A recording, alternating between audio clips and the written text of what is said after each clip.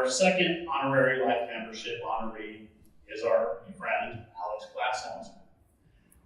Alex started teaching at Washburn in 1999. He became the David A. Fenley Professor of Law in 2017 and the inaugural chair of the faculty in 2018. He teaches courses on civil litigation and has served 3 times as Associate Dean for Academic Affairs. Not an easy job. His scholarship focuses on issues concerning federal courts, jurisdiction, and the independence of the judiciary. He graduated from Duke University School of Law, where he also served as executive director or executive editor of the Duke Law Journal in 1995. After law school, Alex clerked for the Honorable Albert Engel of the U.S. Court of Appeals for the 6th Circuit in Grand Rapids, Michigan.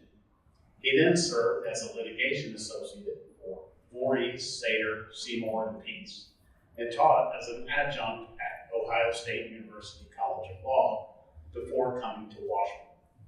He is a member of the board of directors of the Topeka Bar Association and multiple committees of the Kansas Judicial Council. Please join me in welcoming to the stage, accepting his honorary life membership award, our friend Alex Glashausser. With all this talk about 1999 and 25 years, that was the last millennium. I started to feel a little old, but let me just point out, just the other day, John Francis and I were going out to play tennis. We still got it.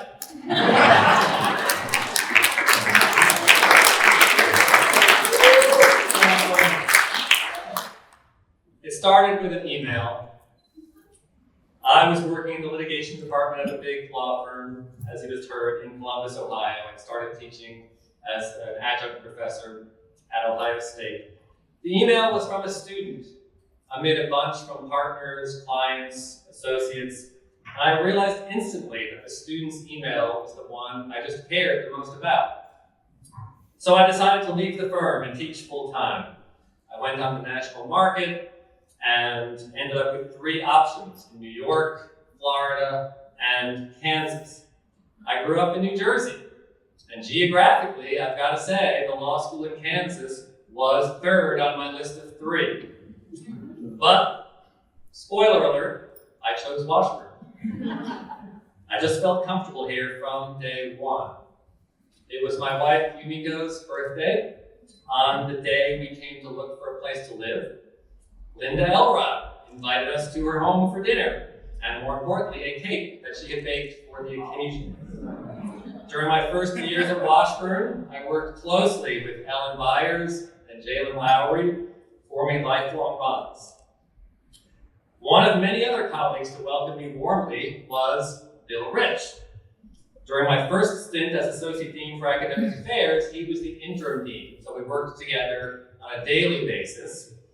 Just as important as that relationship was one that developed around that time on a weekly basis, which is that Bill's wife, Kathy, who's also here, started teaching piano to my older son, Kai, when he was in 1st grade. That continued through high school, college. He majored in music. He can't be here today because he's off trying to make his way in the music business.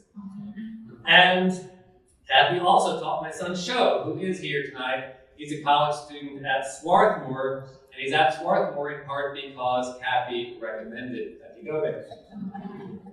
I'd be happy to tell similar stories about John and Irene, Rory and Tracy, Mary, and Steve's not here, but I could tell about Mary and Steve as well, Mike and Susanna, and Lynette and Ray.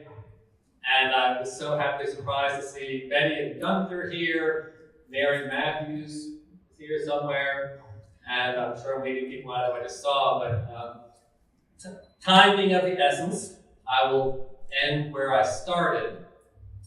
From that first email in Ohio, students are what got me to become a law professor. And here at Washburn, Brennan Cox got me on the pickleball court. Joshua Lambert got me to worry when he strayed from the course during a half marathon. They found him. Brooke Ziegelmeyer got me to run the hills of Topeka on Saturday mornings. If you haven't figured it out, all these people are sitting at table 10, by the way. Jamie St. Viva got me to walk better, but she hasn't quite gotten me yet to try juggling in a circus, despite her efforts. Braylon Cummings got me Bulgarian Wiener Bros, baked by her, as well as insight into the psyche of Chief Justice John Marshall. Luke Phelps Roper got me a package, just like the one in the Paulsgraf case, which you all remember.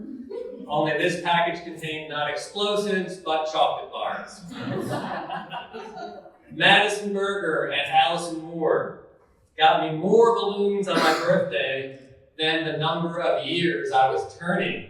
And they might still get me to do yoga. When you've been teaching since the last millennium, enthusiasm may start to fade. But whenever I think, do I really want to teach complete diversity or the res ipsa loquitur doctrine for the umpteenth time, I remember this mantra. For each and every one of my students, it's going to be their one and only time learning that doctrine, and that's all the motivation I need. So, thank you to my students, my colleagues, my family, and Washburn for making my career happen and for making it happy. Here we go, whoops. Ichabod's forever!